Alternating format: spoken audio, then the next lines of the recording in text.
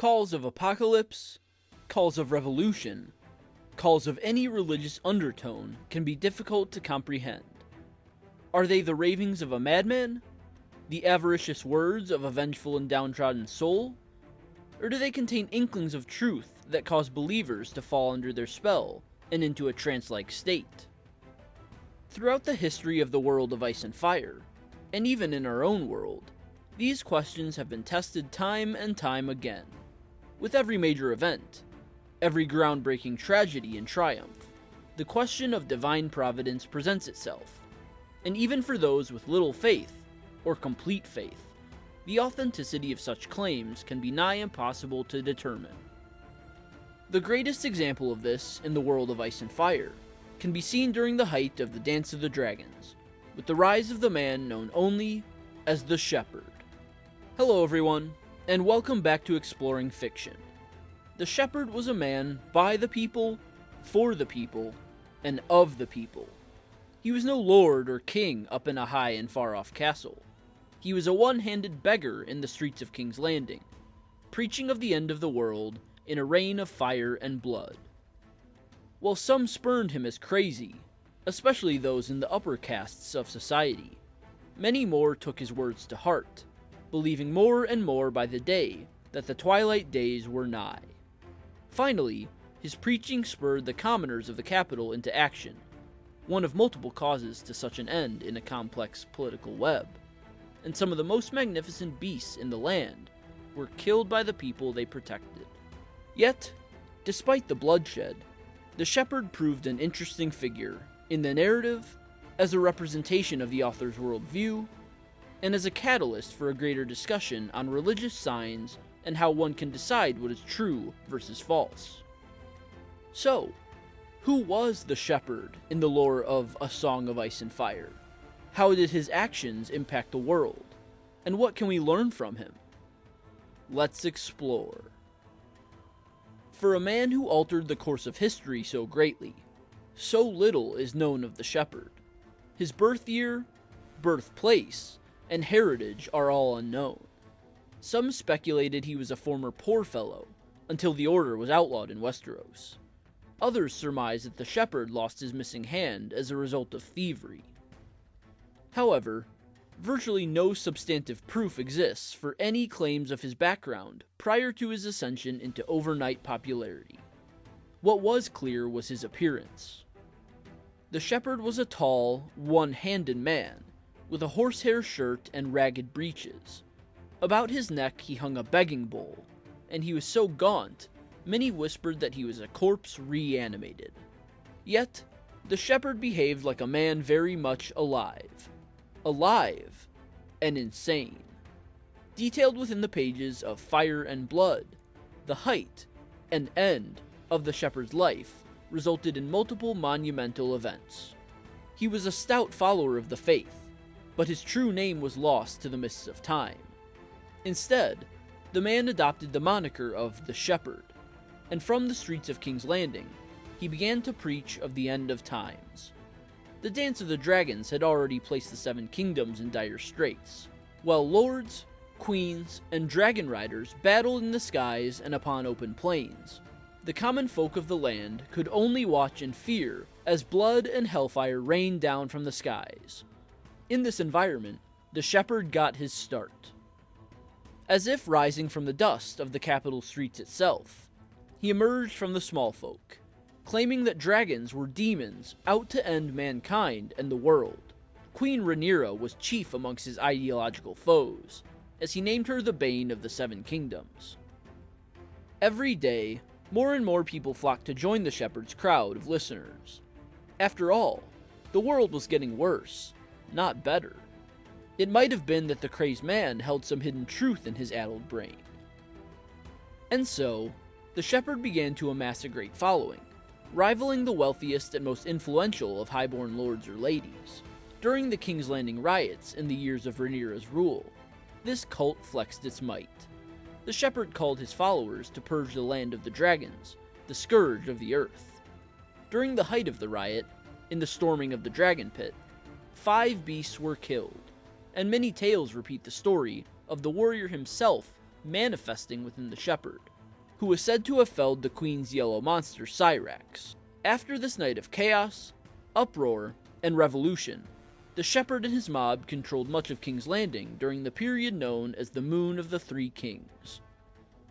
On the other high hills of the city, Tristane Truefire and Gaiman Palehair ruled their own respective sects, but the shepherd was considered the most powerful of the trio. He, however, dubbed himself merely a son of the Seven, wishing for no fineries. The man even went as far as to encourage his followers to shed aside fanciful clothes and possessions, and reduce themselves to minimal means of life. Amongst the spikes holding the sizzling heads of the dead dragons, the shepherd continued to preach nightly, but the heat of revolution stirred by dissent and unrest was ebbing away. The flame of ambition fled from the eyes of many, and the shepherd's flock grew smaller with every passing day. This proved significant with the arrival of Lord Boris Baratheon in King's Landing, as he, along with Sir Perkin the Flea, were able to quickly dispatch of the shepherd's defensemen, since most refused to answer their leader's call at all. The Mad Prophet was dragged to the dungeons of the Red Keep in chains, to await judgment and likely death for his role in the previous chaos. And just as he surmised, death was what awaited the shepherd. From the lips of King Aegon II, it was proclaimed his tongue was to be torn from his mouth with hot pincers, and he and his most devout followers were chained to stakes along Hill Street and set ablaze. Still, the shepherd refused to repent, and he was burned to death by Aegon's own hand. His legacy, however, lived on. Multiple men in the following years dubbed themselves the Shepherd Reborn, though they were far less popular than their predecessor.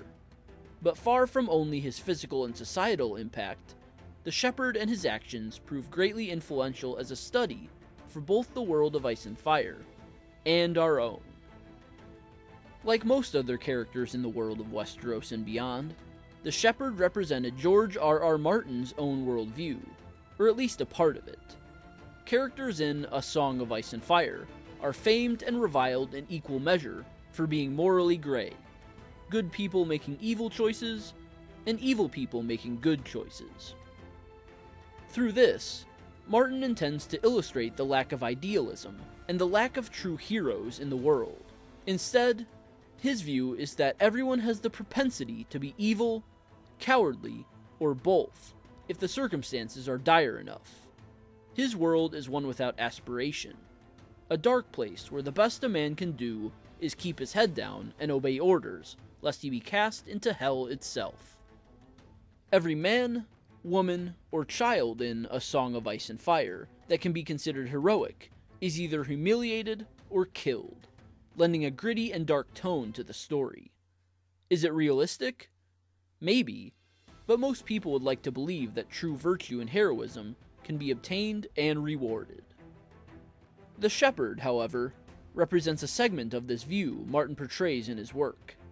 While the Faith of the Seven represents Martin's thoughts on organized religion, the shepherd and his followers are something more specific. The one-handed preacher seems to be his view on grassroots religion, and how fervent faith can drive large groups to unspeakable acts. While I am admittedly unsure as to George R.R. Martin's personal views on religion, spirituality, or the afterlife, the way it is portrayed in his writing suggests this to be the case, and it would lend itself well to the rest of his ideological framework. The shepherd, instead of preaching goodness or faithfulness or a strong moral foundation, uses his ability to entrance an audience to incite riots, warns of an apocalypse, and calls for the destruction of others. Again, is this view of the power of preachers wrong or inconsistent or taboo? I do not believe so. But as before, I believe this viewpoint is rather dour and jaded, and therefore missing something. Harbingers of the apocalypse can be found on every street corner. Men and women who claim the end times are nigh, or that judgment and damnation are around every corner. Every conflict and catastrophe is hailed as an omen of the end of the world, muddying already cloudy waters surrounding a subject drowned in speculation. Just like the shepherd in the world of Ice and Fire, many people exist in our own world who preach of the approaching end times, some more fervently and with greater urgency than others. The shepherd was an example of a common result of such doctrine, a man who cultivates a following through fear and anger, using it to carry out his wishes under the guise of a heroic crusade. Yet, in the way he was characterized, the shepherd did not seem to be a man out for personal gain or glory. When he was hailed as a king by his followers, he rejected the notion. Though he was a little mad, he seemed to truly believe what he said, and that sincerity at the very least turns him from detestable to misguided. But, in the shepherd's tale, the most important idea to touch upon is discernment. As previously stated, all over the real world, claims are made of approaching end times, and every crisis is a sign. In every religion, those utterances hold weight. How are we to know which, if any, are true? Humans are emotional beings, and apocalyptic or revolutionary illusions can often stir the basest feelings inside. During the dance, the shepherd preaches hate toward the dragons, and by proxy, their Targaryen riders. But he believes what he says, and does so seemingly not for mere hatred of the Valyrians, but a desire to preserve the world that is. In the real world, we must decide for ourselves what to believe in this regard. Not all claims of demons and the end of the world or evil incarnate can be true. Instead, we must adhere to our faith and what we believe is right, and make decisions based upon such values. With the shepherd, George R.R. Martin seems to take aim at the power of preaching, providing a scalding commentary on influential speakers in a religious context with his crazed harbinger. But not all such men have ill intent. Thus, we must follow the greatest asset we possess, and not the emotional stir of a moment or speech. We must follow our gut. I know what I believe, and you must ask yourself the same. What if the dragons really were the bane of Westeros? Would the annals of history have judged the shepherd so harshly? It is unclear. But while the shepherd and the world he inhabits are a fantasy, reality around us is not. The one-handed preacher's tale is both cautionary and provocative, and serves as a reminder to practice discernment in what we believe, when we believe it, and most importantly, why we believe it. The religions of the Seven Kingdoms and beyond were both diverse and full of wonder, while also seeming somewhat recognizable.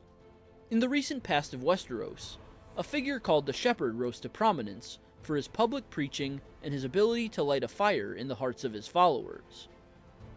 He called for the downfall of the dragons, which he named demons. So vigorous was his speech that it even spurred action, causing a period of great unrest in the capital. However, he seemed not a selfish, power-hungry man, leading to uncertainty as to his motives and purpose.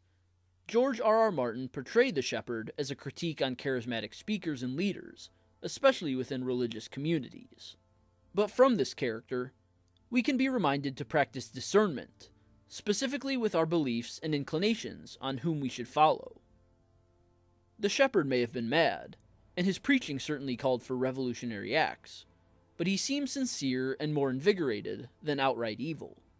Was the shepherd a symbol for Martin's views on the gullible nature of men ready and willing to be swept up in revolution? Or was he a figure through whom we could examine ourselves and our own callings and misgivings? For that, we must use discernment. So, that's all for this video. Leave a comment with your thoughts. I'd love to hear them. Leave a like if you enjoyed, and subscribe if you're new here. I'd love to have you. Visit my website, russellawellsauthor.com, for exclusive reviews, fiction, and more, and sign up for my mailing list for free exclusive content. The links for both are in the description below. And, like always, I will see you next time.